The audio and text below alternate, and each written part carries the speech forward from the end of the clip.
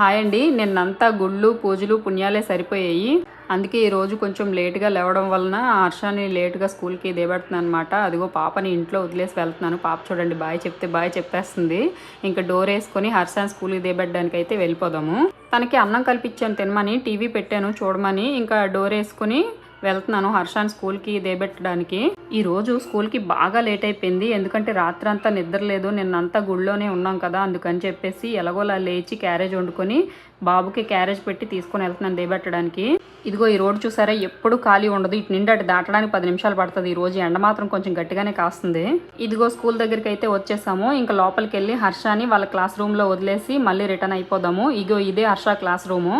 హర్షాన్ని స్కూల్లో వదిలిన వెంటనే ఇంటికి పరిగెత్తుకుని వెళ్ళిపోతాను. ఎందుకంటే పాప ఒక్కరితే ఉంటుందనే ఫీల్ నన్ను చంపుతూ ఉంటుందన్నమాట. అందుకని చెప్పేసి లోపల ఏం చేస్తుందో చూద్దారండి. చూడండి తను ఎంత ప్రశాంతంగా ఉందో. వచ్చిన వెంటనే కాసేపు ఆడిస్తాను, ఎందుకంటే ఒంటరిగా ఉంటుంది కదా, అందుకని చెప్పేసి.